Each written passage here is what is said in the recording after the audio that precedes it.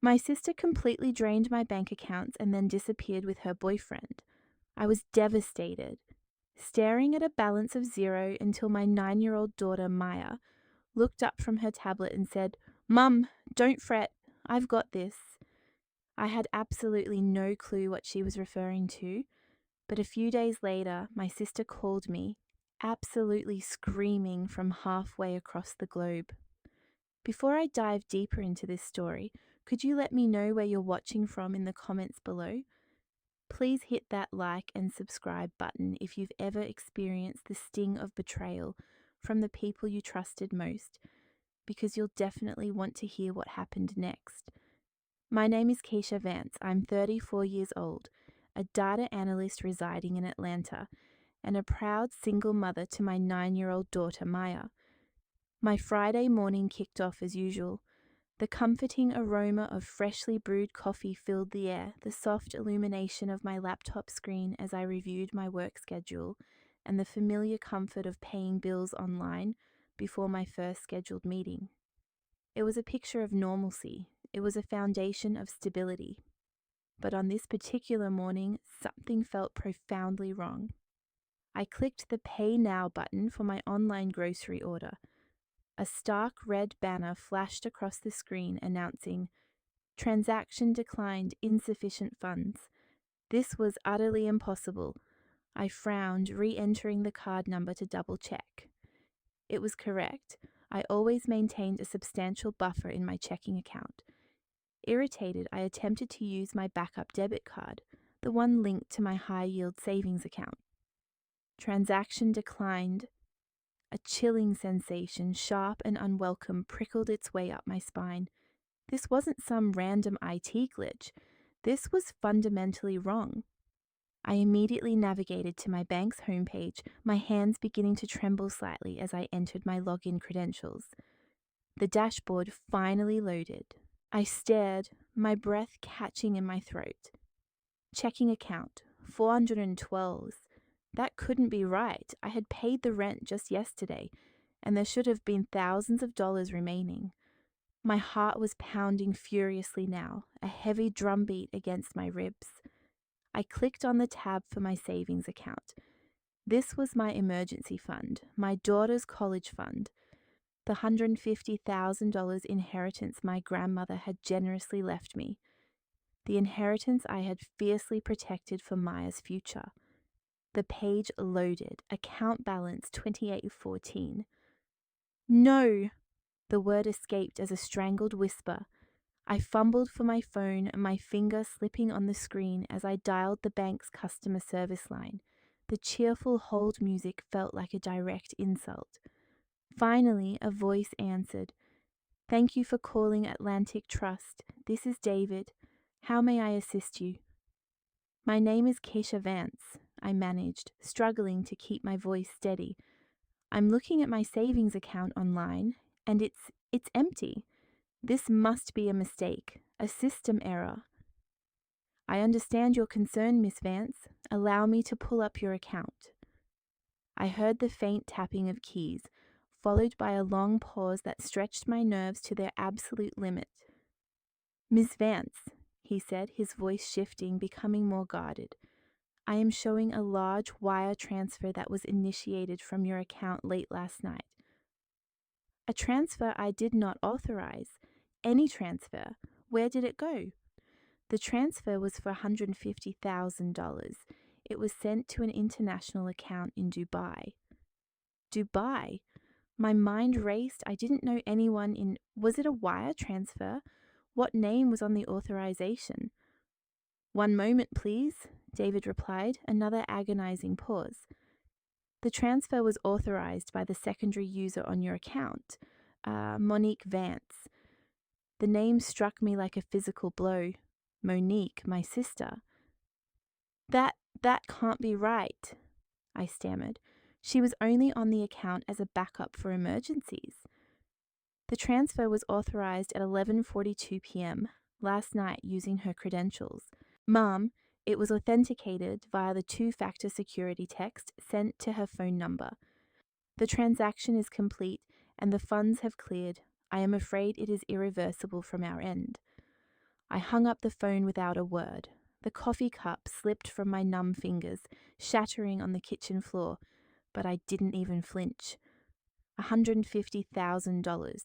My entire savings, my grandmother's legacy, the money I had earmarked for Maya's prep school, her future, our safety net. All of it gone, pilfered by my own sister. I sank onto a kitchen chair, the world seeming to tilt around me. It had all vanished. There was only one other person who had ever had access to that account.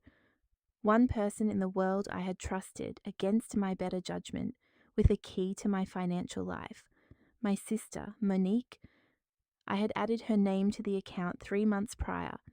I can still picture her standing right where I'm sitting now, in this very kitchen. Tears streamed down her flawless face. She was 30 years old, beautiful, charismatic, and once again in trouble.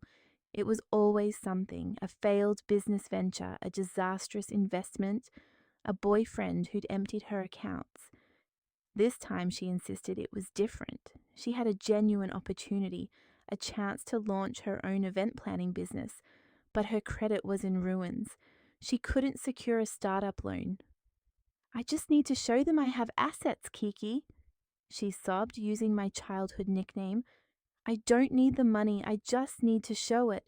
If you add my name to your savings, just as a co-signer, I can show the bank I have backing. I'll get the loan and I'll have them remove my name immediately. I hesitated. I remembered the car she'd totaled, the community college tuition she'd squandered, the countless times our parents had bailed her out. But her tears seemed so real. I swear on Mama's life, Kiki, she whispered, clutching my hands. I will never ever touch it. It's just to show the bank I have assets. You're my only hope. Please. And like the utter fool I am, I believed her, because I am Keisha, the responsible one, the data analyst who meticulously crafts spreadsheets for everything, who pays her bills punctually, who has spent her entire life cleaning up Monique's messes since we were children. Monique is the golden child. She's the one who inherited the beauty, the charm, the easy smile that made everyone, especially our parents, forgive her for every single transgression. While I was buried in my studies, she was out partying. While I was diligently saving, she was lavishly spending. And every time she stumbled, our parents, Lawrence and Janice, were right there to catch her, signing check after check. Monique just has so much passion, Mum would say. She just needs a little help finding her focus.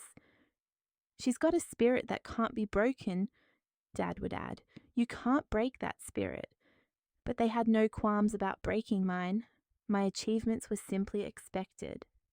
My stability was taken for granted. I wasn't the daughter they needed to worry about, so I became the daughter they simply overlooked. And now their golden child, their passionate, spirited daughter, had absconded with every penny I possessed and vanished. I grabbed my phone, my thumb jabbing aggressively at Monique's contact. I pressed call. The line clicked, followed by a cold, automated voice. The number you have dialed has been disconnected or is no longer in service. Disconnected. She had severed her phone number. This wasn't a mistake. This wasn't a loan. This was a meticulously crafted plan. This was outright theft. My breath hitched. The room suddenly felt suffocatingly hot. Okay, I mumbled, pacing the kitchen, stepping over the shattered remains of my coffee mug. Mum and Dad, they'll know. They'll have to help. They'll have to fix this. They were her parents too. They couldn't possibly allow her to do this. My hands were shaking so violently that it took 3 attempts to dial my father's number. I pressed the phone to my ear, my heart hammering so loudly I could barely hear the ring. Lawrence Residence, hello. It was my father. Dad, I said, my voice cracking, betraying the sheer panic I was desperately trying to suppress. Dad, it's Monique. She's gone. Keisha, slow down. What are you talking about? Gone where? She took my money, I finally screamed, my control completely shattering. All of it, $150,000 from my savings account. She's gone to Dubai, her phone is disconnected, and she stole all my money. There was a heavy sigh on the other end of the line. It wasn't the gasp of shock I anticipated. It was a sigh of sheer annoyance. Kesha, for goodness sake, stop being so dramatic. You're going to give your mother a heart attack. Dad, did you hear me?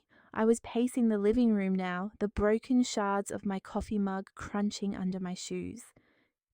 Dad, Monique took all my money, $150,000, and her phone is disconnected. The line was silent for a moment, and I heard my father, Lawrence, let out a long, weary sigh. The sound was so profoundly full of exasperation, so utterly devoid of alarm, that my panic momentarily froze.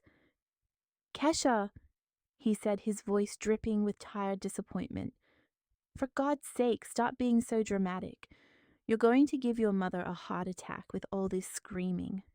Taking is such a strong word. I am sure she just needed to borrow it. I stopped pacing. Borrow it? Dad, she didn't borrow it. She emptied my entire savings account and fled the country. She's in Dubai. She didn't even ask me. Well, I am sure she meant to, he said, completely unfazed. Monique has that new business opportunity she's been so excited about. She probably just needed the capital quickly and knew you would say yes eventually. She's your sister. My mouth opened, but no sound emerged. This was not the reaction of a father hearing that one child had been victimized by another. This was the reaction of an accomplice. Dad, I said, my voice dangerously low, did you know about this? Of course I didn't know, he snapped defensively. But it's not like it's a surprise. Monique is a go-getter.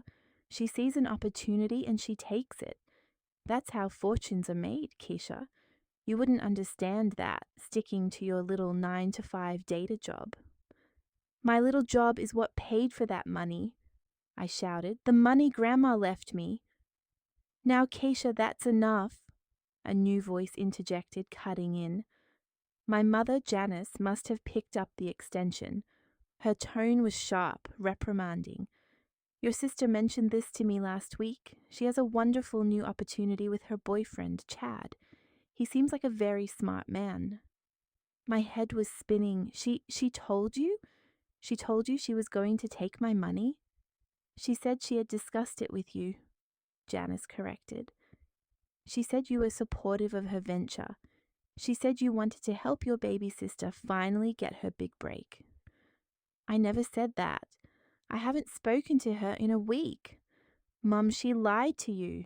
She lied to you and she stole from me. Kesha, watch your tone, Lawrence barked. Even if she was a little hasty in how she borrowed the money, it's still family. You are the older sister, Kesha. You have a stable job. You have a good head on your shoulders. You are supposed to support her. That's what family does. Support her. I thought of the countless times I had supported her, paying her rent when she'd forgotten, co-signing for a car she'd immediately crashed, giving her money for groceries that she'd spent on designer shoes. I had been supporting her my entire life, and they called it being a good sister. She called it an emergency, but this was different. She didn't just borrow a few hundred for a bill. Mum, she took every cent I have. Maya's school tuition is due on Monday. Our rent is due. I have $28. How am I supposed to support that? Oh, stop exaggerating, Janice said, her voice filled with that familiar dismissive wave. You'll figure it out. You always do. You're the responsible one after all. Now your father and I are busy. Monique will pay you back as soon as her investment comes through. She said it's a sure thing. Stop worrying and stop trying to make your sister look bad. The line clicked. They had hung up on me. I stood in the center of my living room, the silence deafening. They knew. They had known she was planning something. They hadn't tried to stop her. They had, in their own way, encouraged it.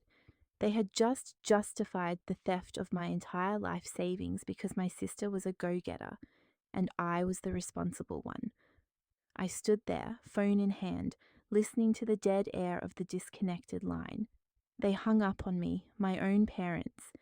They had hung up on me after telling me that my sister stealing my life savings was just a simple, hasty loan, that I, the victim, was the one being dramatic. The room was silent, but my mind was screaming. I couldn't breathe. I felt the floor tilt beneath me as I stared at the blank wall, trying to process the sheer scale of their betrayal. It wasn't just Monique, it was all of them. They had discussed it. They had decided as a unit that my security, my future, and my daughter's future were less important than Monique's latest whim. As I stood there, frozen in disbelief, my phone buzzed in my hand. It wasn't a call. It was an Instagram notification, a message request. My heart leaped for a second. Maybe it was Monique apologizing, saying it was a mistake, saying the money was coming back. But I knew she had blocked my phone number. Why would she message me on Instagram? I opened the app. The message request was from a new account, Monique Dubai Adventures. My blood ran cold. I clicked the notification. It wasn't a message. It was a post she had tagged me in. The picture hit me first. It was a selfie of Monique and a man I'd never seen before, a white guy with slicked back hair and a smile that looked like a shark's. He was holding a glass of champagne and Monique was holding another, her lips pursed in a kissy face. They were sitting in massive, plush seats, first-class airline seats. Behind them, a flight attendant was smiling in the background. My eyes dropped to the caption. Kiki, so sorry sis, but this is a once-in-a-lifetime opportunity. Chad says this Dubai investment is a 100% sure thing. I'll pay you back double when I get back. I'm going to be a millionaire. It's all happening so fast. Don't try to find me or call. The international fees are crazy. Love you. I read the words again and again. Don't try to find me. Pay you back double. A sure thing. Dubai. The word echoed in my head, finally connecting with the banker's words. An international account. Dubai. A place with no extradition treaty with the United States. This wasn't an impulse. This wasn't a hasty loan. This was a cold, calculated plan. She had planned this for months. The tears, the sob story about her business loan, the I swear on Mama's life. It was all a performance, a meticulous, cruel performance to gain access to my account. And my family, my parents, they had let it happen. They had encouraged it. They had greenlit the robbery of their own daughter. The phone slipped from my hand and clattered onto the kitchen tiles. My legs gave out. I slid down the kitchen cabinets, my back hitting the wood with a dull thud. I landed on the floor, sitting amidst the shards of my broken coffee mug, the spilled liquid cold and sticky against my skin. I was ruined. It wasn't just the money. It was the crushing weight of the truth. I had no sister. I had no parents. I had no family. I was 34 years old and I was completely, utterly alone. I wrapped my arms around my knees and I wept. Not quiet tears, but the raw, gasping sobs of someone whose entire world had just been burned to the ground. I had nothing. I was bankrupt. And my daughter Maya, her school fees, our rent, I had nothing. I do not know how long I sat there. The sun had shifted in the sky and the spilled coffee was now a cold, sticky puddle on the tile. My sobs had quieted down to ragged, exhausted breaths. I had nothing, no money, no family, no future. Then I heard a sound from the hallway, a soft click. The door to Maya's bedroom creaked open. I had not even heard her wake up. My 9-year-old daughter stood there, her small frame silhouetted in the doorway. As always, she was clutching her tablet to her chest. Maya is a quiet child, always watching, always processing.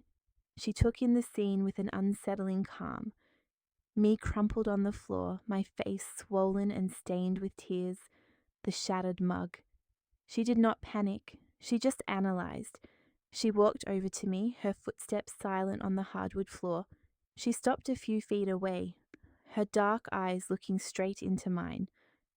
"Are you crying, Mum?" Her voice was soft, almost neutral. It was so calm it nearly made me break down all over again. I tried to scrub the tears from my face with the back of my hand, desperate to shield her from this. How could I explain to my daughter that her aunt, her own blood, had just destroyed our lives? "It is okay, baby," I stammered, the lie tasting like ash in my mouth. "Mommy is just upset. Aunt Monique, she did a very bad thing. She took all of Mommy's savings money." Maya tilted her head, her gaze sharp and focused. "The money for the rent?" she asked. "And the money for my school?" A fresh wave of nausea hit me. The tuition, oh God, the $5,000 payment was due on Monday. I choked on a sob, nodding, unable to speak. Yes, yes, baby, that money, it is all gone." I expected her to cry. I expected her to ask if we were going to be homeless. That is what a normal 9-year-old would do. But Maya just stood there, staring at me for a long, quiet moment. Her gaze was not one of fear. It was something else, something I could not quite place. It was intense. It was determined. It was an expression that did not belong on the face of a child. She stepped forward, closer than she usually did when I was upset. She reached out a small hand and patted my shoulder, a gesture that was both awkward and incredibly firm. "Don't worry, Mom," she said, her voice perfectly even, as if she were discussing a math problem she had already solved. "I will handle it." I looked at her, my 9-year-old child, offering to handle a financial catastrophe that had just brought my entire world crashing down. "I handled it." She said it with the same casual confidence she used when she finished her math homework, as if she were cleaning up a pile of spilled toys. My mind was too broken to even process her words. I just nodded, a pathetic, jerky movement. What else could I do? What could a 9-year-old girl possibly do about international wire fraud? How could she handle a $150,000 theft? She could not. I was the adult. I was the mother, and I had failed. I had failed to protect us. I had failed to see the danger in my own family.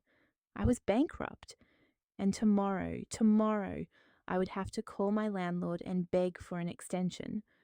Tomorrow, I would have to call Maya's school and tell them she could not come back. The thought was too much. The despair was a physical weight crushing my chest, making it impossible to breathe. I could not do this in front of her. I could not let her see me this broken. I pushed myself up from the floor, my limbs feeling heavy, useless. Mommy needs to lie down for a minute, baby." I did not wait for her to respond. I stumbled out of the kitchen, crossed the living room, and went into my bedroom. I closed the door, shutting out the world. The click of the lock was the only sound in the house. I fell onto the bed and buried my face in a pillow, my body shaking with the force of my hopelessness. It was over. But out in the living room, the house was not still. Maya watched the bedroom door close. Her expression did not change. She remained perfectly calm, her focus absolute. She walked over to the sofa and sat down, crossing her small legs. She opened her tablet. There were no colorful game icons on the screen, no kid-friendly apps. The screen was black, filled with lines of green text, a command line interface. Her small fingers, barely big enough to span the keyboard, began to move. They flew across the screen with a speed and precision that would baffle most adults. She was not playing a game. She was going to work. 2 days passed in a blur of shame and sleepless panic. I had not told Maya what happened. Not really. How do you explain to a child that your family has just destroyed you? I spent the hours hiding in my room, supposedly working, but in reality I was staring at predatory loan websites. Fast cash. Bad credit. Okay, get $10,000 by tomorrow. The interest rates were criminal, 40%, 50%. But what choice did I have? I was a data analyst. I knew what these numbers meant. They were not loans, they were traps. They were financial quicksand. But I was already drowning. I was perched at the kitchen counter, my laptop displaying a financial application, a deep sense of shame gnawing at me. The sudden ring of my phone sent a jolt through my body. Could it be Monique or my parents finally seeing reason? Glancing at the screen, my heart pounded. Crestwood Academy, Maya's school, was listed as the caller. With my pulse racing, I answered, aiming for a calm, professional tone. This is Keisha Vance, Miss Vance speaking. Hello, this is Headmaster Peters. A crisp, no-nonsense voice replied. I'm calling about Maya's tuition. I'm sure you're aware, but the automatic payment for this month's installment was rejected this morning. We attempted it twice. I squeezed my eyes shut. Oh, Mrs. Peters, I'm so terribly sorry. There must be an issue with my bank, a technical glitch. I'm working to resolve it immediately. I understand, she said, though her tone suggested otherwise. We all experience technical difficulties. However, the payment was for $5,000, and according to the enrollment agreement you signed, tuition is due by the 5th of the month. We are already 2 days past that. Yes, I know, I pleaded, desperation creeping in as I envisioned a non-existent plan. I just need a little more time. Could I possibly send a check on Monday? That is precisely why I am calling, Mrs. Peters stated, her voice hardening. We must receive the full payment by Monday at 9 a.m. If the balance remains outstanding, I'm afraid we'll have to place Maya on temporary academic suspension. We have a waiting list, Miss Vance, and we must adhere to our policies. Suspension? The word hit me like a physical blow. But she has her science fair on Tuesday. She's been working on it for weeks. Then I certainly hope you can resolve your banking issue before Monday. Have a pleasant weekend, Miss Vance. The line went dead. I let the phone slip from my grasp, its clatter against the table a stark punctuation to my despair. They were going to expel my daughter, the one constant in her life, all because of Monique's actions and my parents' complicity. I buried my face in my hands, the predatory loan website on my laptop screen glowing mockingly. A notification chimed, an email. The subject line was stark and brutal. Final overdue notice. Rent payment 5 days past due. I clicked it open. My landlord. Dear Ms. Vance, your rent of $2,500 is now 5 days late. If payment is not received within 48 hours, we will be forced to begin eviction proceedings. Eviction, suspension. I had 48 hours until homelessness, and less than that until my daughter was removed from school. Monique hadn't just stolen my past, she had stolen our future. The eviction notice and the school's email swam together on my screen. Eviction, suspension, my daughter's future. Our home gone in an instant. I was beyond tears, adrift in a silent, chilling abyss of pure terror. There was one last avenue, one final, humiliating plea. Swallowing the bitter taste of my pride, I dialed my mother's number. I wasn't begging for myself. I was begging for Maya. The phone rang twice before she answered, her voice casual, as if her world hadn't just imploded. Janice Vance speaking. I forced the words out, keeping my voice low and steady, so Maya in the next room wouldn't hear my panic. Mum, it's me. I'm not calling about the money. I'm not asking for it back. But I need help. I need to borrow $5,000. I rushed on, anticipating her interruption. It's for Maya's school. Headmaster Peters called. If I don't pay the overdue tuition by Monday, they're going to suspend her. Mum, please, they're going to kick her out of school. A long, heavy sigh emanated from her end. It was the sound I'd heard my entire life, the sound of my mother's profound inconvenience at my very existence. Kesha, she began, her voice laced with that familiar weary disapproval. Your father and I have already been dealing with this situation. We spoke with Monique this morning. A tiny, foolish spark of hope ignited within me. You talked to her? Is she okay? Is she sending the money back? She's fine, Janice said dismissively. She just had a small setback. She explained that the investment needs 1 more week to mature. It's a very sensitive time. In fact, your father and I decided to support her. We felt she needed to know her family was behind her. Support her? I asked, confused. What? What do you mean, support her? We sent her some more money, of course, Janice said, as if it were the most obvious thing in the world. Just another $20,000 to help her finalize the transaction. She was so worried. Poor thing, she said Chad just needed a little more capital to close the deal. She was so grateful we believed in her. I couldn't speak. The phone felt slick in my hand. They had sent more money. They had sent the thief who had pilfered my life savings more money. Kesha, are you there? Honestly, I do not see why you are making such a fuss. It is just money. Monique is going to be a millionaire and she will pay everyone back. Mom, I whispered, my voice trembling. Did you hear what I said? Maya is going to be kicked out of her school on Monday. I am being evicted. I just need $5,000. And what about us, Keisha? Suddenly my father, Lawrence, was on the line, his voice booming with anger. Your mother and I have just sent our savings to your sister to secure this family's future, and you're calling to whine about a school bill? She stole my money, I screamed, the last vestiges of my composure shattering. She stole my money and you sent her more? Kesha, that is enough, he roared. Our money is for investing in a guaranteed future, not for bailing out your bad financial decisions. You should have had your own separate savings. You are supposed to be the responsible one. You always have been. So be responsible and figure it out. Your sister is making a major power move for this family. You are dealing with a late bill. Stop being so selfish and short-sighted. This is a lesson you clearly need to learn.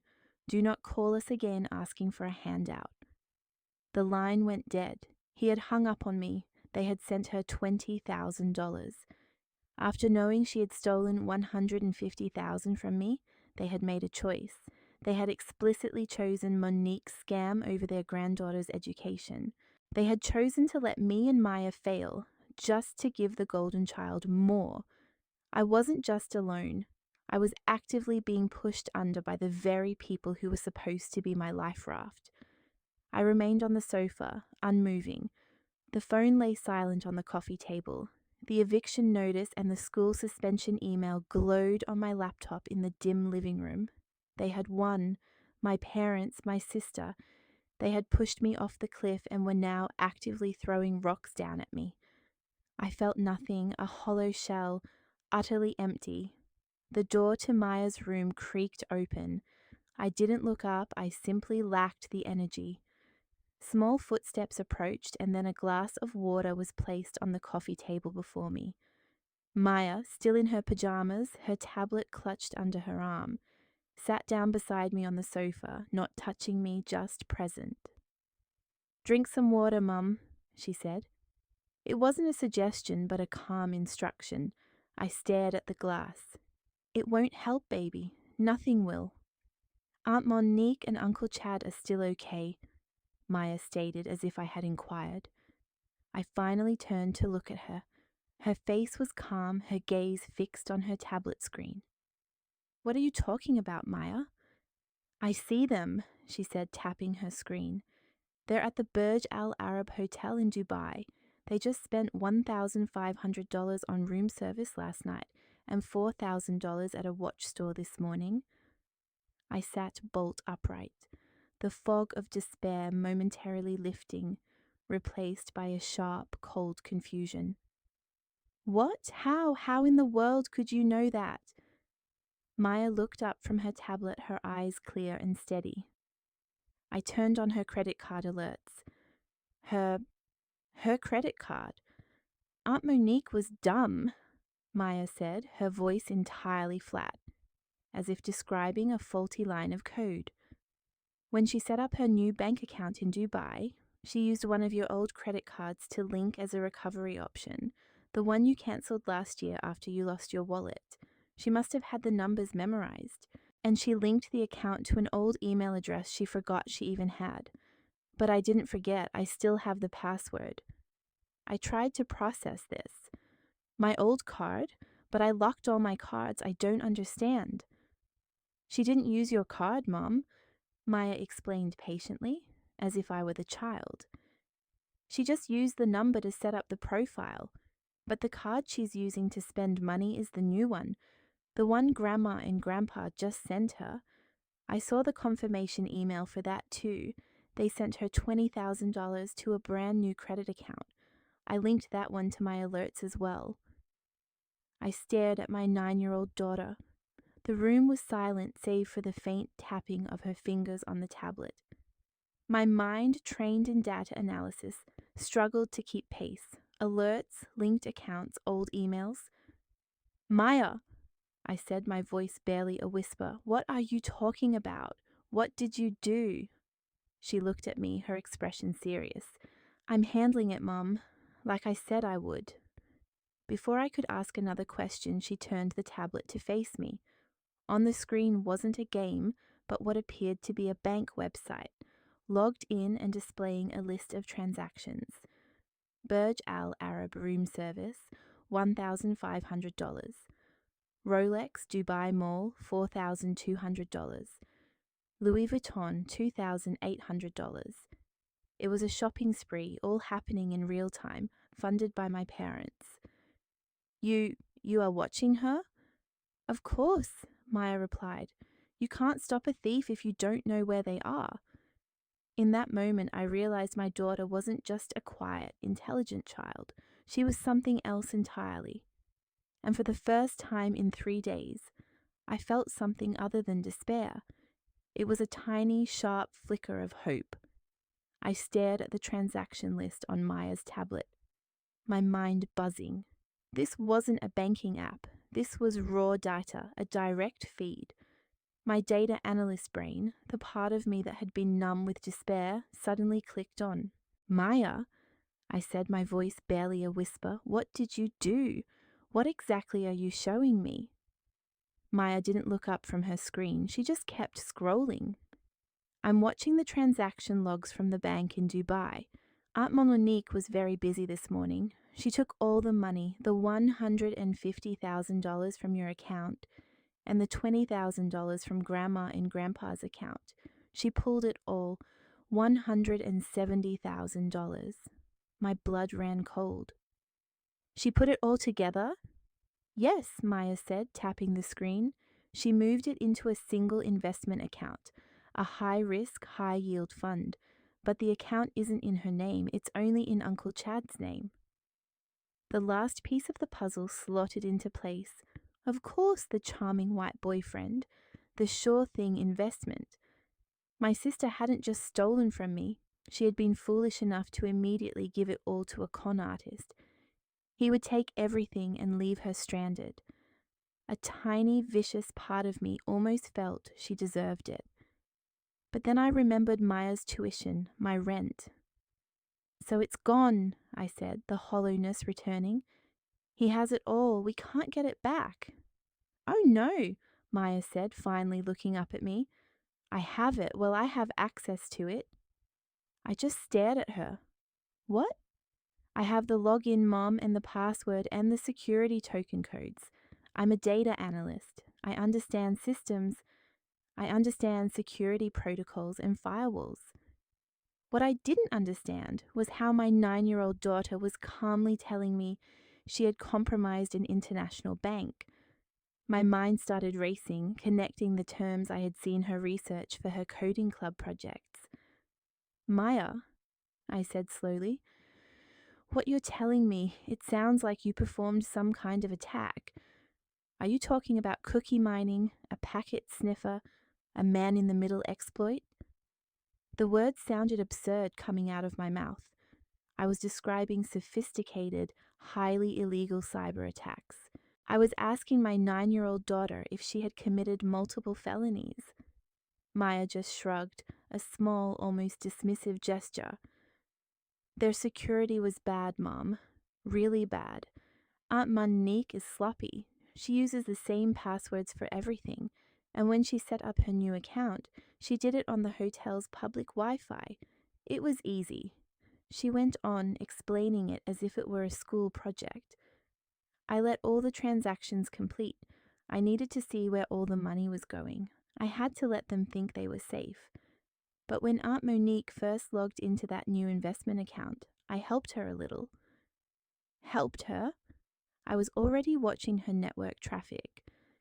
Maya said when she went to the bank's registration page, I injected a small spider script into the form.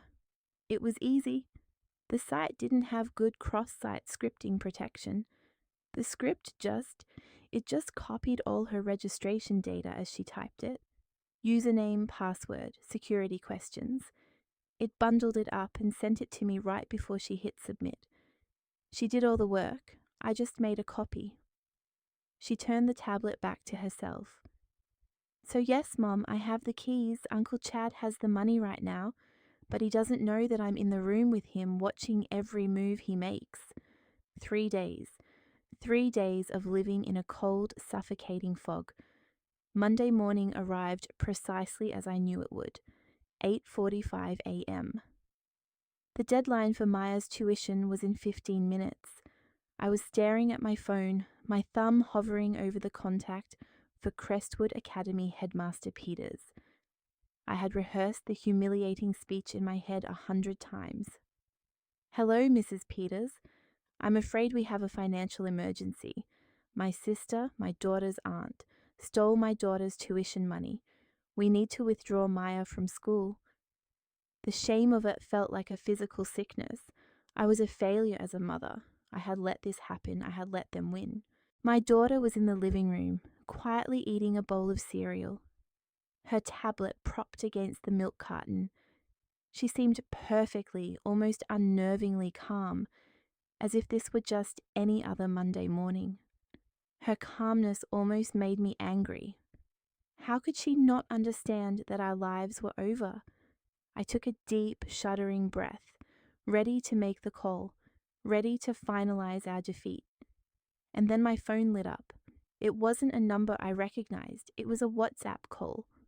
The caller ID showed a string of numbers starting with the country code PAWIN 971, the United Arab Emirates, Dubai. My blood turned to ice. It was Monique. I looked over at Maya. She slowly raised her eyes from her tablet and met my gaze. She didn't smile. She just gave me one single deliberate nod. Handle it. I took a breath. The suffocating fear vanished, replaced by something cold, hard, and sharp. I was not the victim anymore. I was the witness. I pressed the green accept icon and hit speakerphone.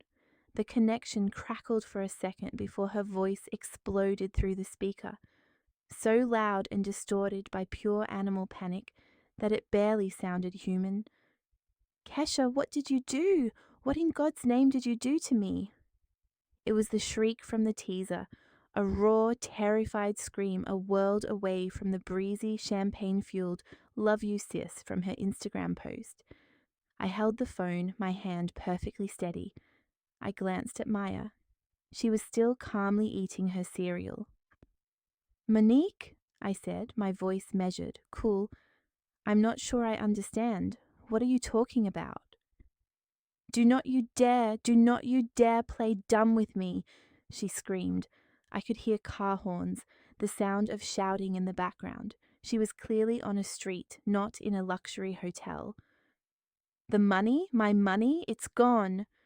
Your money, I replied, testing the word. You mean my money? The $150,000 you stole from my savings account? The money you took from me and my daughter? No, she shrieked, her voice cracking into a sob. The investment, it was all there. I saw it, Chad and I. We went to the investment office this morning to pull out the first dividend. We were going to buy a condo on the Palm. We walked in all dressed up and they handed us the tablet, and the card was declined. Her voice was rising, pitching higher and higher into hysteria. Declined, Keisha, in front of everyone, in front of the other investors. Chad looked like a fool. I looked like a fool. So I logged into the account. I logged in right there in the lobby, and it was empty. Zero. Not a single dollar. $170,000 gone. You did this. You hacked me. You stole it back. How could you do this to me? I let the silence hang in the air, letting her accusations echo in my quiet apartment. I could hear her starting to hyperventilate, punctuated by high-pitched, angry sobs. How could you do this to me? She wailed again. That was my future, my one chance. You ruined it. You were always jealous of me, always trying to ruin my happiness. I hate you. I looked at my daughter.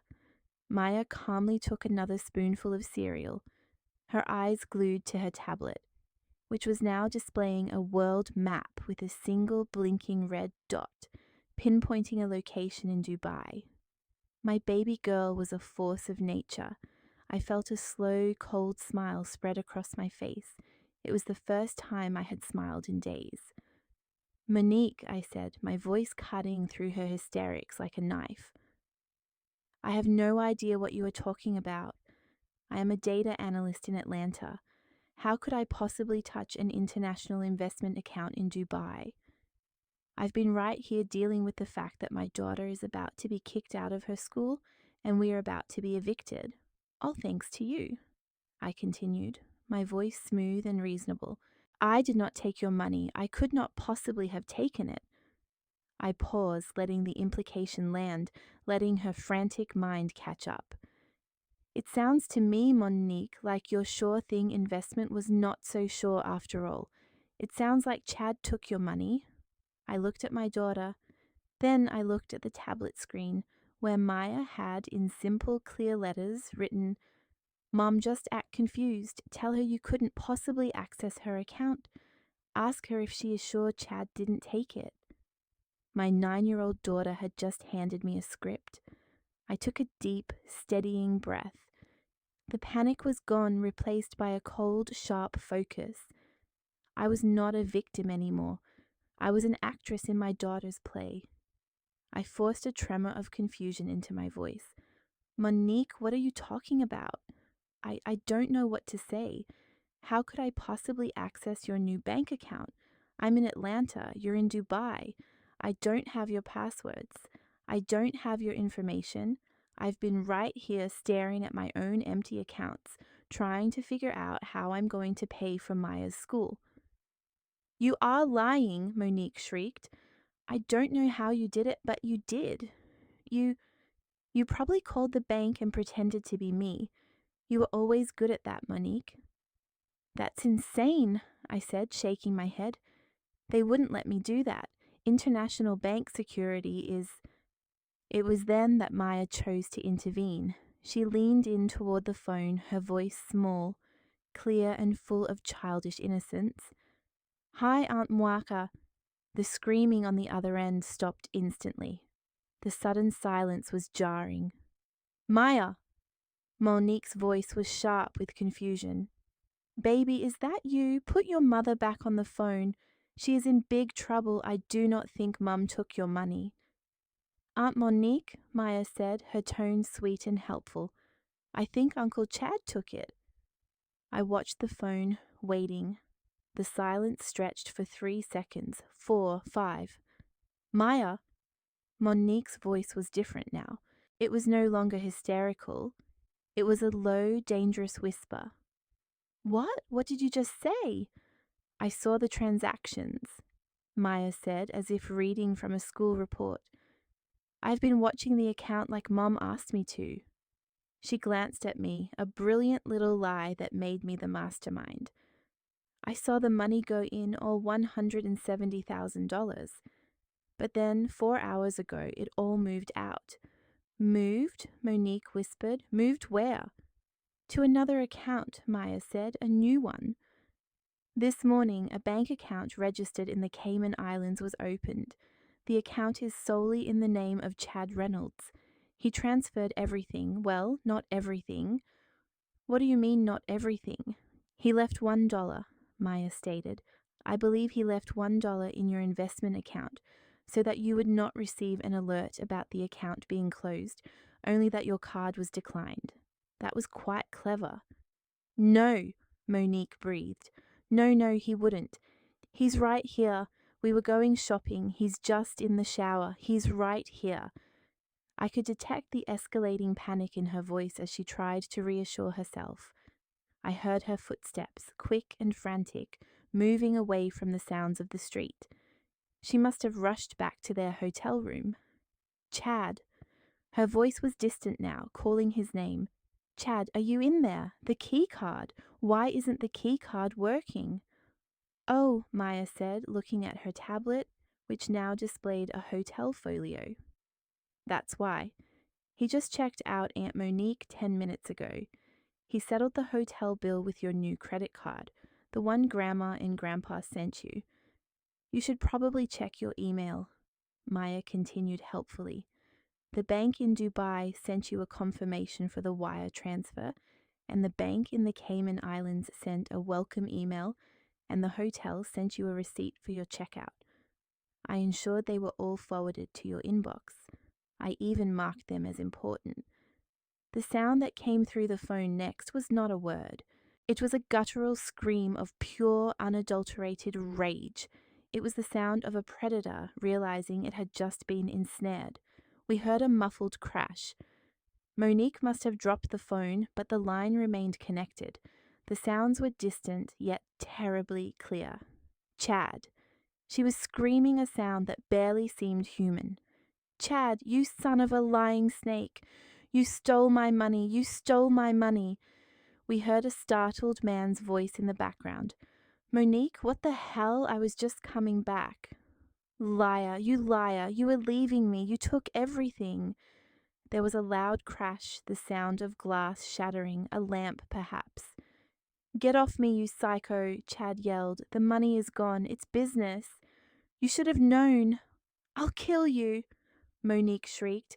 I'll kill you. Give me back my money. More screaming, more crashing, the sickening sound of a violent, desperate struggle. Then the line went dead. I sat in my kitchen, my heart pounding. My sister was in Dubai, screaming, physically confronting the con artist who had just swindled her out of every penny. The con artist she had swindled me out of. I looked at Maya. She had already closed the banking applications. She picked up her spoon and calmly took another bite of her cereal. I stayed in the living room that night, though slept isn't the right word. I sat on the sofa in the darkness, my daughter's tablet on the coffee table before me, glowing faintly. I watched the blinking red dot of Monique's location moving around Dubai until dawn broke. Maya slept peacefully on the air mattress across the room. I envied her composure. The next morning I was a phantom, mechanically preparing coffee. I had no intention of drinking. It was Monday. The day Maya would be expelled from school, the day my eviction process would commence. I was simply staring at the kitchen wall when my phone rang, the sound shattering the silence. I jumped, spilling coffee on the counter. It was my parents. My heart began to pound. I looked at Maya. She was awake, watching me. I put the call on speaker. Kesha. It was my mother, Janice, and she was hysterical. She wasn't just crying, she was wailing. Kesha. Oh my God. Kesha, you have to help us. It's Monique. I held the phone, my hand perfectly still. Mum, what's wrong? What happened now? He left her. That man, Chad, he left her, Janice shrieked. Monique just called us. She's trapped. Kesha, he took everything. He took all the money. And, oh God, Lawrence, I can't. Mum, calm down, I said, my voice flat. What else did he take? Her passport, my mother screamed into the phone. He took her passport and all her belongings. She's stranded in Dubai. She has no money. She has no identification. They locked her out of the hotel room. She's on the street. My baby is on the street in a foreign country. Kesha, you have to help her. I listened. I heard every word and felt nothing, just a cold, empty stillness. Mom, that's terrible, I said, my voice devoid of emotion. She needs to go to the American embassy. They have procedures for this. We don't have time for that, Janice sobbed. She needs money now. Keisha, you have to send her money. You got your money back, didn't you? Monique said she said you did something to the account. Send it back to her. She needs it. Before I could even answer, the phone was snatched away. I heard my father's voice, not panicked, but thundering with rage. Keisha, he roared, what did you do? This is your fault. I actually laughed. It was a short, sharp, ugly sound that surprised me. My fault? My fault? How in the world is this my fault? Monique stole my money, gave it to a con artist, and he conned her. That sounds like justice to me. You set her up, he yelled, his voice distorting through the speaker. I don't know how you did it. I don't know what you and that little girl of yours did to those accounts, but you knew this would happen. You let that man rob your sister. You let her be stranded. I didn't let anything happen, Dad. She's a 30-year-old woman who partnered with a thief. These are the consequences of her actions. She's your blood, Keisha. She's your little sister. And you just sat there safe in Atlanta and let her be destroyed. You could have warned her. You could have stopped it. But you wanted this, didn't you? You wanted her to fail. You've always been jealous of her ever since you were kids. The accusation, so old, so tired, and so completely backward, sucked the air from my lungs. He was standing in his comfortable, paid-off house, having just sent his criminal daughter $20,000. And he was accusing me, the one who had been robbed, of being jealous. The gaslighting was so profound, so absolute, it was almost impressive. He genuinely believed it. He believed that Monique, the thief, was the victim, and I, the one facing eviction, was the villain. You wanted your money back so badly that you let your sister be arrested in a foreign country, he continued, crafting his own fantasy of my supposed crimes. She is in danger. She is all alone, and it is all because of you, your spite, your jealousy. Dad, I said, my voice now as cold as the floor beneath my feet. I did not do anything to her. She and Chad did this to themselves. You fix it, he commanded. I don't care what you did. You get that money back from that Chad and you send it to your sister. You get her home now, Keisha, or so help me God. You will regret it. I held the phone to my ear, listening to my father's baseless rage. He was blaming me for my sister's choice to partner with a con artist. He was blaming me for not being a better victim. The sheer, blinding absurdity of it all gave me a sudden, terrible clarity. Dad, I am going to say this once, I said, my voice dropping, all the panic and tears gone, replaced by something cold and hard. I did not do anything. Chad deceived her just as she deceived me. It seems they were a perfect match for each other. Don't you dare talk about your sister that way, he roared. She is a victim. We are all victims of Monique, Dad, I shot back, including you. She stole $20,000 from you just as easily as she stole $150,000 from me. The only difference is you gave it to her. That is not, he started, but my mother cut him off. Her voice now a desperate, pleading wail. Kesha, please just stop. Janice was crying again, but these were not the crocodile tears of a manipulator. This was the real, terrified sound of a mother who had lost control. Please, Kiki, she is your sister. She is your baby sister. She is stranded. You have to help her. You have to help her. How, Mum? I asked, my voice flat. by sending her more money, by bailing her out again so she can find another Chad and do this all over again in 6 months. You got the money back, didn't you? Janice shrieked. The accusation hit. Monique said you did something. She said you hacked the account. You have the money, Keisha. I know you do. She is your sister. You cannot just keep it. That is blood money. Blood money. She was referring to my stolen life savings, my inheritance from my grandmother, as blood money.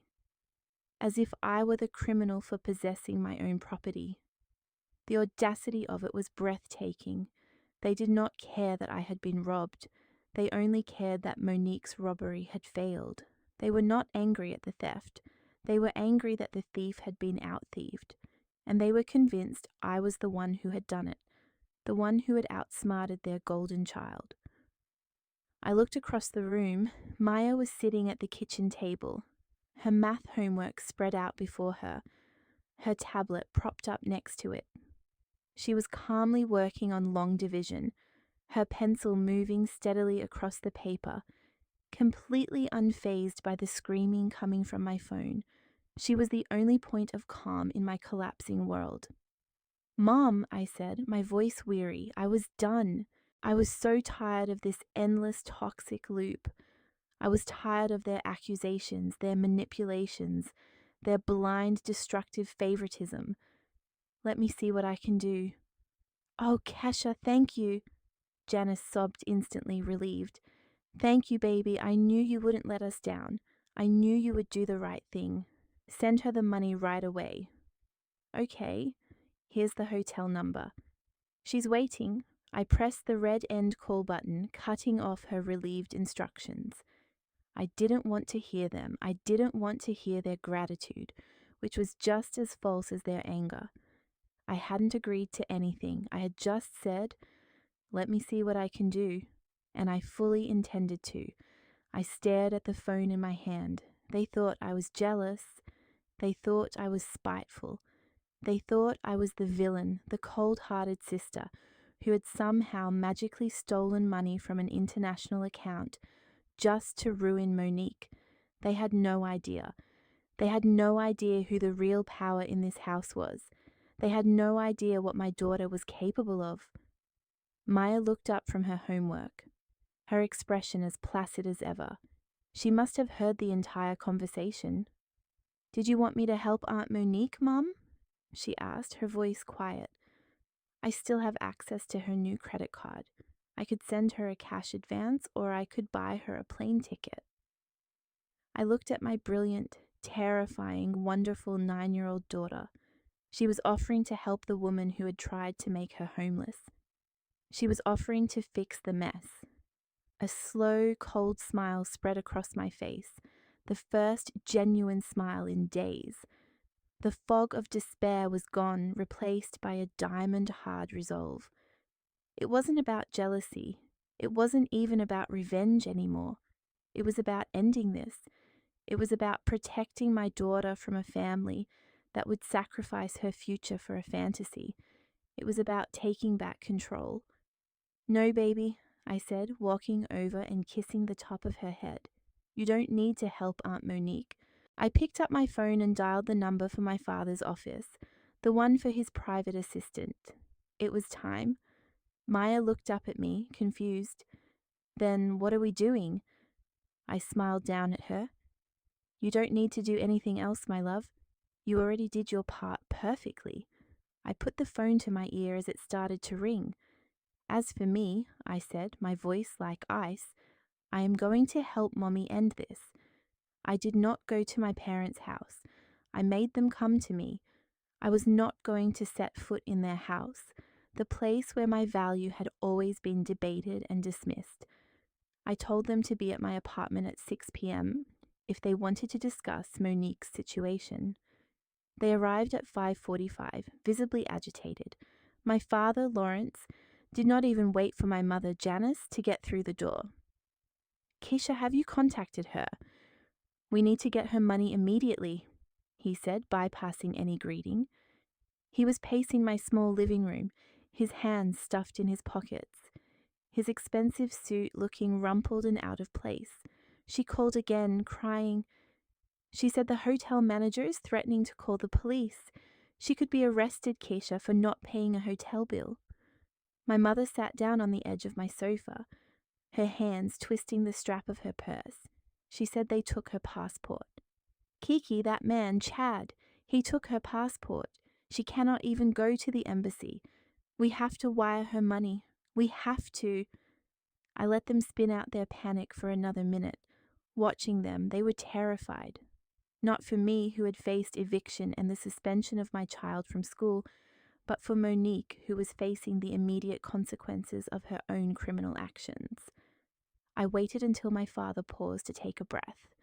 Then I spoke, my voice cutting through their hysteria like glass. I have been in contact with both of them. The room went completely still. Both of my parents froze and stared at me. What? Lawrence said, his voice dropping. What do you mean, both of them? I mean, I said, walking over to my desk and picking up a thin file folder. I have been in contact with Aunt Monique, and I have also been in contact with Uncle Chad. You spoke to him? Janice whispered, her eyes wide with a mixture of fear and awe. How? We don't even know his last name. Monique just said, Chad. His name is Chad Reynolds, I said, opening the folder, and he was surprisingly cooperative, especially after I sent him a few items to review this morning. My father's face was a mask of confusion. Cooperative?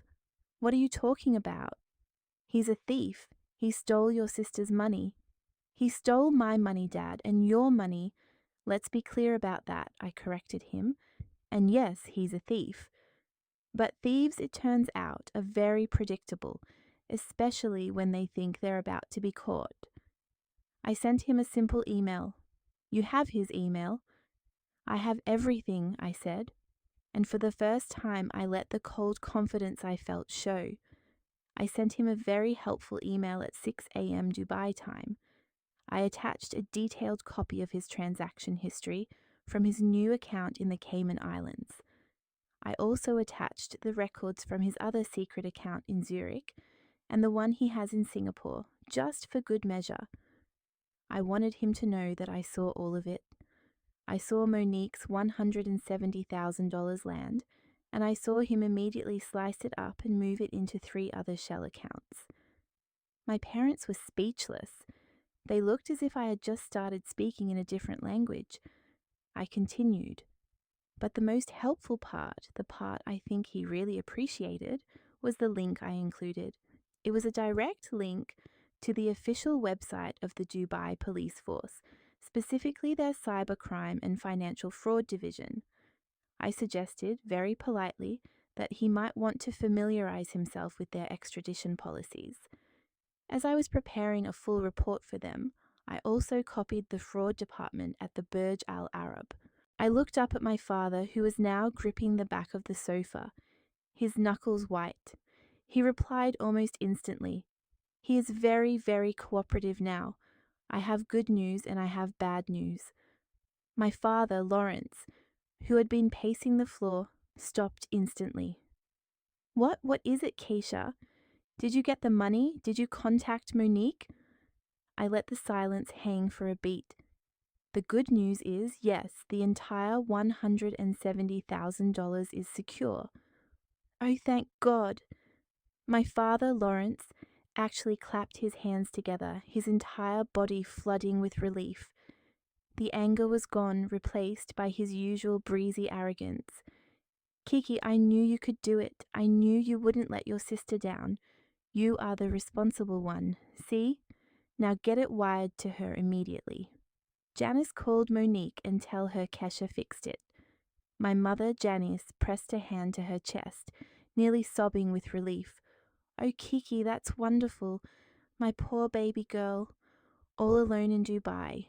You saved her. They were already celebrating, already rewriting the narrative where I, the responsible one, had once again solved the problem. They were giddy, not with relief for me or my daughter, but with the knowledge that their golden child was safe. I held up a single hand. Stop, just stop. They both froze, their smiles fading. I am not finished, I said, my voice quiet. That was the good news. Now for the bad news. Lawrence frowned, his impatience returning. What bad news? You got the money. The crisis is over. Send it to your sister. The bad news for you, I said, locking eyes with him, is that I did not get the money back. A thick, confused silence filled the room. My father's smile was gone. I don't understand. You just said I said the money was secure. I corrected him. I did not say I was the one who secured it. Maya did. My father stared at me blankly, but it was my mother who reacted first. She let out a short, sharp laugh, a sound like barking.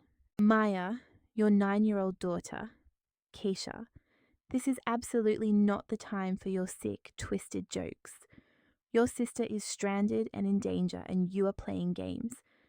She is right, Keisha. Lawrence chimed in, his face darkening with anger again.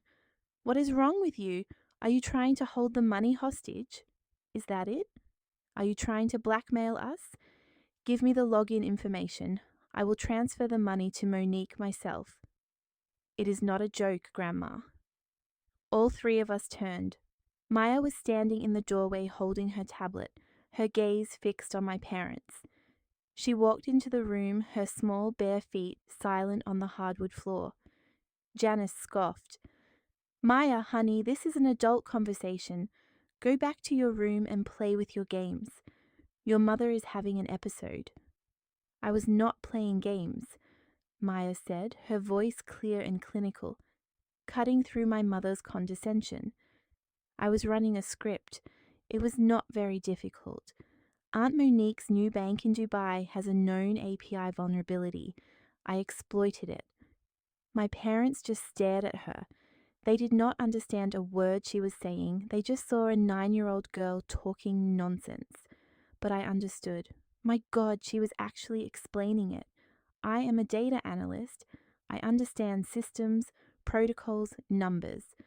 But what my 9-year-old was describing, API exploits, Python escrow, she was detailing a sophisticated surgical cyber attack, the kind companies pay fortunes to prevent. Maya continued, her tone as placid as if she were describing a school project. I needed to see where the money was going. So, when Aunt Monique initiated the wire transfer from Mum's account to the investment fund, I intercepted the request. I used the API flaw to create an intermediary escrow account under my own control. The money never went to Chad. It went to my account. I just spoofed the confirmation receipt so it looked like it landed in his. My father's mouth opened and closed. He looked at me, then at Maya, then back at me, his mind clearly unable to compute. You stole the money. Maya looked at him with a flash of annoyance, as if he were a slow student. I secured the money. Aunt Monique stole it. I just held it, but I had to make sure Uncle Chad was really the bad guy. So what happened this morning, baby? I asked, prompting her, though I already knew the answer. Maya turned her tablet around. On the screen was a complex diagram of bank accounts. When Uncle Chad tried to steal the money from Aunt Monique this morning, he was not logging into their account. He was logging into my escrow account. I made sure to leak the login credentials to him through Aunt Monique's unsecured email. Janice whispered, "Oh my God." Maya delivered the final devastating line. He thought he was transferring the funds to his real bank account in the Cayman Islands. But the script I wrote had a different command. It rerouted his transfer request. The entire sum was routed directly back into Mum's original savings account, right here in Atlanta. It's been sitting there since 4 this morning. She tapped her screen. Well, most of it anyway. I purposefully left $1 in the Dubai account, just enough to keep it active, but also just enough to trigger a high-risk fraud alert at Cayman Bank and flag his new account for a thorough investigation. He won't escape this. I turned my gaze to my parents. their faces alarmingly pale, almost ashen. They were staring at their 9-year-old granddaughter, the child they often overlooked, the quiet one, and for the very first time, the truth dawned on them. They recognized her as a genius, and it terrified them. Lawrence and Janice simply stared, their eyes fixed on their 9-year-old granddaughter as if she were a spectre, or perhaps a ticking bomb, or both. My father, Lawrence, a man who always had a quick retort, whose voice commanded every space he entered, was rendered completely, utterly speechless. His mouth hung open, but no sound emerged. My mother, Janice, merely sank back onto the sofa, her hand pressed to her chest, her complexion ashen. They were finally grasping it. They were seeing the reality of the situation. It wasn't just that Maya was a prodigy. It was the profound realization that they had been outmaneuvered, outsmarted, and completely manipulated by a child barely into her single digits. I allowed the silence to stretch, letting the weight of Maya's confession fully settle upon them. I let them absorb the fact that their prized daughter had been skillfully played by the child of the responsible one. "Oh," I finally said, my voice light and casual, breaking the heavy quiet. "And there's just one more small detail." I casually picked up my phone. My parents flinched as if the modest device were a weapon, which, I conceded, it now essentially was. "I had a rather interesting conversation this morning," I continued, tapping the screen. I managed to connect with both Monique and Chad. As I mentioned, Chad was quite cooperative. Lawrence whispered, his voice raspy. "What did you do?" "I simply brokered an arrangement," I replied. "I informed Chad that if he returned a portion of the funds, my criminal complaint would be directed solely at Monique, and I told Monique that if she cooperated, my focus would shift to Chad. It's truly remarkable how swiftly people turn on one another when they feel cornered." You spoke with Monique?" Janice asked, her voice quivering. "Is she all right? Where is she?" "She's in a bit of a predicament," I explained. Chad, it turns out, wasn't merely a con artist. He was also operating with a counterfeit passport, one that Maya had flagged for the authorities in Dubai. It seems my helpful email to the police, the one I told him I was going to send, was actually dispatched 2 days ago. My father's eyes widened. "You got him arrested?" "I didn't," I clarified. "Maya did. She merely forwarded the information, but I did arrange for a video conference with Monique. I told her we'd discuss wiring her the funds to return home. She should be waiting." Before they could react, I tapped the video call icon and swiped to cast it to their large smart television mounted on the wall. The screen flickered and then Monique's face filled the 65-inch display. She wasn't in a first-class lounge nor a luxurious hotel. She was in a small, cramped room with peeling beige walls and a single, flickering fluorescent light overhead. Her hair was a matted, greasy mess. Her designer attire was rumpled. Her face was streaked with smeared mascara. She looked as though she had been weeping for days, and she looked incandescently, absolutely furious. And then she saw me. "Keisha!" she screamed, her voice erupting through the surround sound speakers, making my parents jump out of their skin. What have you done? What have you done to me, you snake?" I simply looked at her calmly. "Monique, you look terrible, absolutely terrible." "I'll show you terrible," she shrieked. "I just received a notification from the bank. My account is frozen. All my credit cards are declined. They said there's a fraud alert under my name.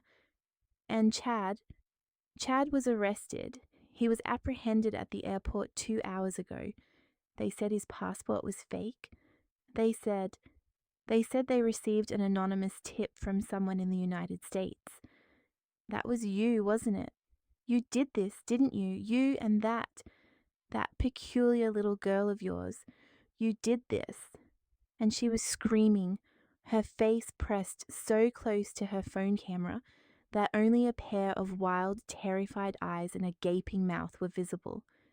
This was the raw scream from the teaser, the sound of a cornered animal. "Monique," I said, my voice dangerously calm, "I have absolutely no idea what you're referring to. It sounds like you and Chad had a rather complicated morning." "Don't!" she shrieked, but her voice was abruptly cut off. A loud, insistent pounding echoed from her end. We watched her head whip around in sheer terror. "Dubai police!" a man's voice boomed from the background, muffled. "Open the door. We have a report of a financial fugitive and an expired visa." Monique's face dissolved. The rage evaporated, replaced by a primal, childlike terror. She looked back at the screen, at me, her eyes pleading. "Keisha," she whimpered. "Keisha, please, they're here. They're at the door. Please tell them it was a mistake. Tell them you gave me the money. Please, Kiki, help me." I looked at her, then I glanced at my parents, who were watching their golden child, their baby, their go-getter, about to be apprehended on the other side of the globe, and I smiled. I looked back at my sister's terrified face on the television screen. The pounding on her hotel room door grew louder. "Please, Kiki, help me," she whimpered. I looked at my parents. They were frozen, staring at the screen in absolute horror. Then I shifted my gaze back to my sister's image. My voice was cold, clear, and sufficiently loud for everyone in the room to hear. "No." Monique froze on the screen. "You are not going to pin this on me," I stated, speaking to her but looking directly at my parents. "You are not going to blame Chad. This is the direct consequence of your own actions." I then turned my attention to my mother. "And Maya did this. Maya protected her family. That is something neither of you has ever done for me." My father, Lawrence, finally emerged from his stupor. He wasn't looking at the television. His gaze was fixed on me, his mind visibly racing, attempting to process the financial ramifications, not the moral ones. "Kesha," he stammered, his formerly booming voice reduced to a dry rasp. "The money, the child, how did she—" "Kesha, what are you going to do with that money?" His question revealed everything I needed to know. He wasn't horrified by the crime itself. He was horrified that the money was no longer under his dominion. I rose from the sofa. I walked over to Maya, who was still seated at the kitchen table, and took her small, steady hand in mine. I turned back to face my parents. I was no longer the daughter pleading for assistance. I was the one holding all the cards. $170,000, I announced, my voice ringing with an authority they had never heard from me before, is currently secured in a new encrypted, high-security trust account. An account that only I can access. An account that you will never touch. I saw my mother's eyes flicker. It was a swift, avaricious calculation. She was already devising a scheme to reclaim that money from me. "As for Monique," I continued, "I am not entirely without compassion. I have already made arrangements for her." Janice looked up, a flicker of wild hope in her eyes. "You sent her money? You're helping her?" "I purchased her a plane ticket," I stated, "a one-way ticket, economy class, from Dubai to Atlanta. Her travel visa expires tomorrow, at which point the Dubai police, the ones you just heard at her door, will escort her to the airport and deport her. She will arrive back here with nothing but the clothes on her back. She will be penniless. She will have no identification as Chad successfully absconded with her passport, and she will face a lengthy roster of creditors waiting for her, the very people she defrauded before she defrauded me." I paused, then looked directly at my father and then at my mother. "And this time, you will not assist her. You will not bail her out. You will not give her a single dollar. You will not permit her to move into your house. She is a 30-year-old adult who committed a felony. She will face the repercussions of her actions entirely on her own. My mother, Janice, finally found her voice. She shot up from the sofa, her face turning a shade of purple with an outrage I knew all too well. You cannot command us. You cannot dictate to us. I am your mother. We will help our daughter. We will help Monique. No, I replied, my voice quiet but absolute. You will not. And who is going to stop me? She spat. You. No, I said, my voice dropping to a chillingly calm whisper. You are, because if you do, if I see even $1 transferred to her account, if I hear that you've paid any of her creditors, if I see her driving a new car or residing in your spare bedroom. I leaned forward, my gaze locked onto theirs. I will make one phone call, and I will ensure that every financial journalist, every society blogger, and every major news outlet in Atlanta learns the complete story. I will inform them how Lawrence and Janice Vance, the esteemed pillars of Atlanta's Black excellence community, raised a daughter who committed international wire fraud. I will tell them how your golden child was deported from Dubai. And I will tell them, with irrefutable bank records, to substantiate it, that the entire debacle had to be rectified by your 9-year-old granddaughter. I let the words hang heavy in the air. Your reputation, your status, your place at the country club, your entire public image that you have meticulously constructed over a lifetime, it will all be finished. I smiled, a cold, sharp expression that felt entirely foreign to me. So go ahead, Mum. Help her, I dare you. A week later, Maya and I were comfortably nestled on our new sofa. I had just settled the rent and Mia's tuition in full, all funded by the recovered $170,000. I was sipping my coffee while Maya was engrossed in an article on her tablet. Mom, she said without looking up.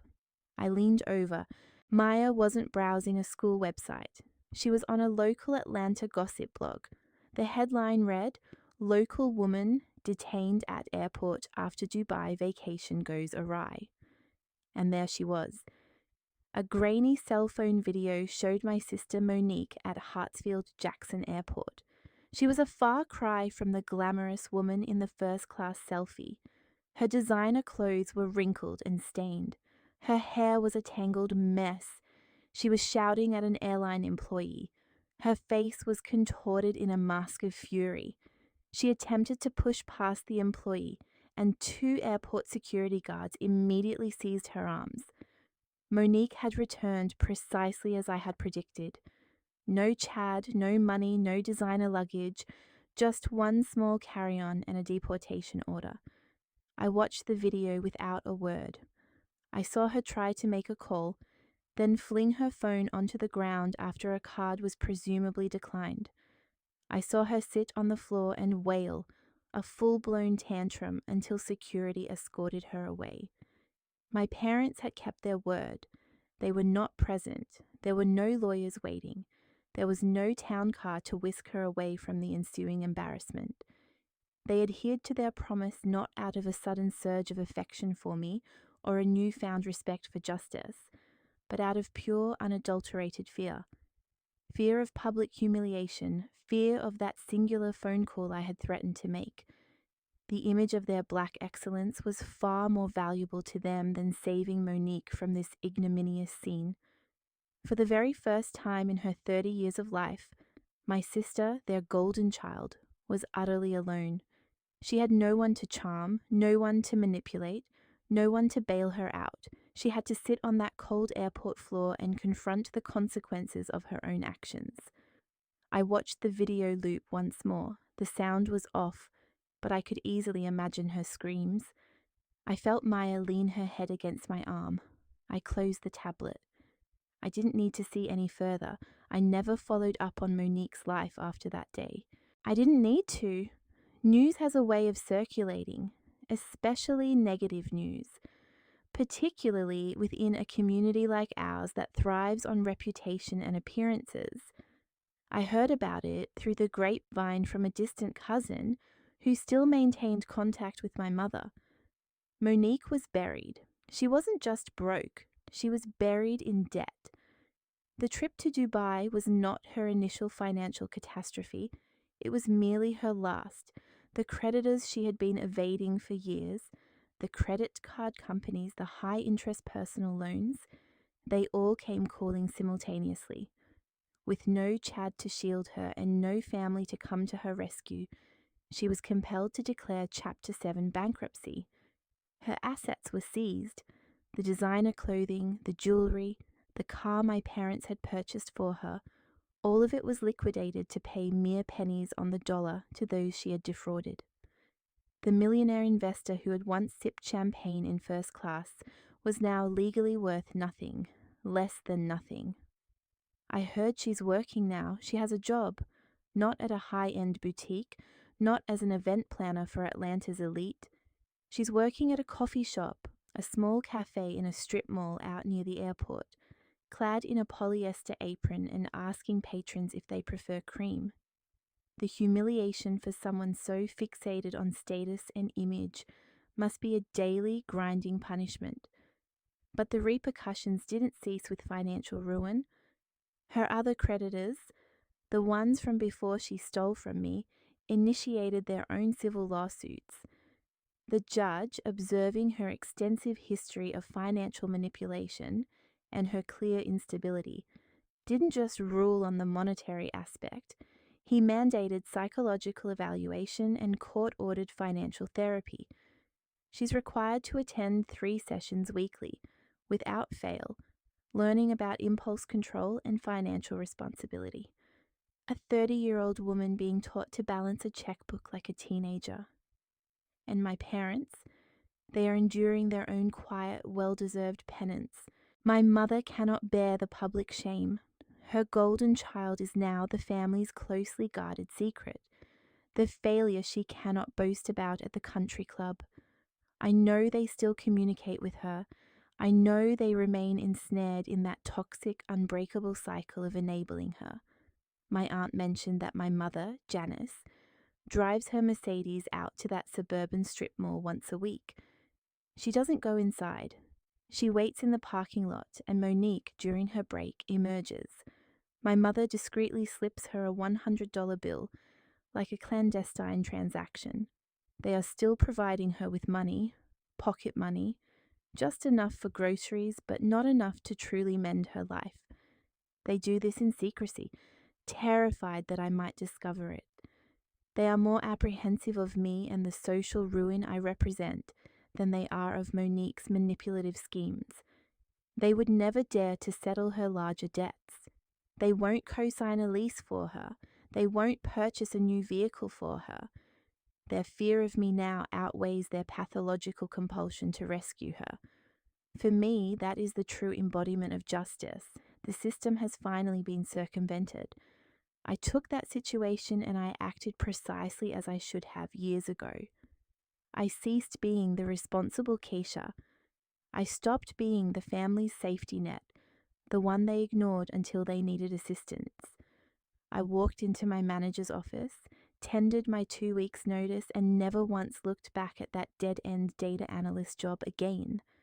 I invested every penny of my stolen, then recovered, inheritance into my one true undeniable asset, my daughter. Today, I'm not seated in a beige cubicle staring at spreadsheets that lead nowhere. I'm standing in our new office. It's a bright, open-plan space in Atlanta's tech district, all glass and white oak, buzzing with the quiet energy of innovation. Sunlight streams through the floor-to-ceiling windows, gleaming off the polished concrete floors. The sign on the glass entryway, one I personally approved, reads, Vance Meyer Cyber Solutions. Out on the main floor, our team of young, diverse engineers, the brightest graduates I could recruit from Georgia Tech, are focused on their massive curved monitors, writing code that will safeguard billions of dollars in assets. And right now, I am in the main conference room. I am Keisha Vance, CEO, and standing beside me, her feet dangling slightly from the tall chair, is Maya, my 9-year-old daughter and our official Chief Innovation Officer. We are engaged in a video call projected onto a 90-inch screen. On the other end are 3 stone-faced executives from a major financial institution. The vulnerability in your current system, Maya states, her voice clear and high, isn't in the firewall. It's within the transaction API. The encryption protocol you're employing is outdated. I was able to breach it in under 45 minutes. The lead executive, a man in his 50s, leans forward, his expression one of stunned disbelief. 45 minutes? Our internal team deemed that impossible. I step forward, taking my cue. What Maya has developed is a new quantum-resistant encryption model. It doesn't merely patch the existing vulnerabilities, it rebuilds the entire foundation. Our solution is not only more secure, but also faster and scalable. I observe the executives on the screen. I witness the precise moment their skepticism melts away, replaced by raw, hungry interest. This is a multi-million-dollar contract, and a 9-year-old just closed the deal.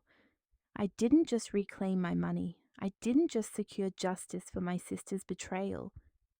I harnessed that fiery experience to forge an entirely new future, a legacy. Not the one my parents envisioned, but the one my daughter truly deserved. We were no longer merely surviving. We were constructing an empire. We are no longer in that cramped apartment. 6 months have elapsed. Tonight, dinner is in our new home, a penthouse condominium overlooking Piedmont Park. The Atlanta skyline glitters outside the floor-to-ceiling windows. The aroma of roasted chicken and garlic fills the air.